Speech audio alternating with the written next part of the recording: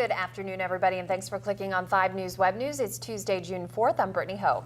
And I'm Matt Heckel, and here are some of the top stories we've been following today here on 5 News. One man is dead after a deadly fire early this morning in Braxton County. Yeah, we're working to get more information on exactly what happened. WCHS out of Charleston is reporting that a 42-year-old man was killed when a fire broke out at around 4 o'clock this morning at his home on Runyon Ridge Road. That's in the Strange Creek area. The man's father and nephew were apparently able to get out. The fire then spread to a mobile home, destroying it.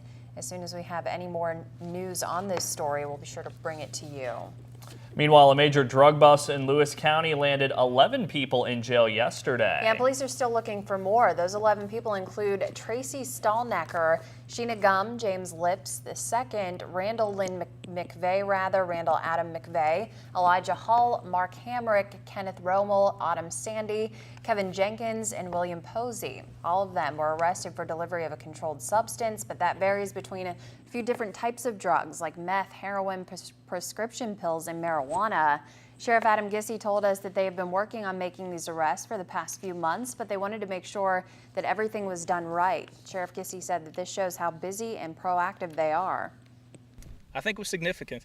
Any day you get to put a drug dealer behind bars, I think it's a great day in the neighborhood. A lot of manpower hours goes into operations like this and our routine daily patrol and calls for service. So I feel that we definitely need an additional man, and this is just one component of showing how I think we do need one. Now, they had a dozen people in their sights, 11 were caught, so they have one more to go. Well, investigators are waiting on the results of an autopsy to give them more answers in the drowning of a man in the Cheat River over the weekend. Family members tell us that 29-year-old James Taylor was rafting with his brother when they lost control and flipped their tube. That's when his brother left to get help but crashed his car. We've been told he is okay. Search teams were eventually able to find Taylor's body in the river about 5 miles outside of Rollsburg.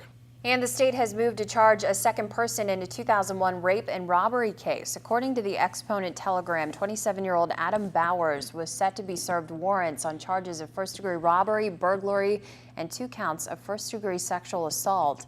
30-year-old Joseph Buffy is already serving time in the rape and robbery of an 83-year-old woman. Bowers is currently serving time for breaking and entering and unlawful assault out of Harrison County. Well, Wall Street returned to its winning ways. The markets opened this morning after a big rally on Monday. The Dow gained 138 points. The Nasdaq finished just 9 points higher. The Nasdaq was held back after a big sell-off in Zynga stock. The online game maker says it's cutting 18% of its workforce. That's about 520 jobs. The company's business has suffered from a drop in popularity of games like Farmville and Words with Friends. And Disney parks may be the place for smiles when it comes to kids, but the cost of those tickets may not have the parents too happy. The company is raising the price at its parks in Florida and California about $5. Now, for example, adults have to pay $92 to get into Disneyland. A kid's ticket now costs $87. And 2 motorcycle accidents in Barber County landed 2 people in the hospital this weekend, and we now have an update on their names and conditions. Darla Duval was released from the hospital after the motorcycle she was riding on was hit by a truck.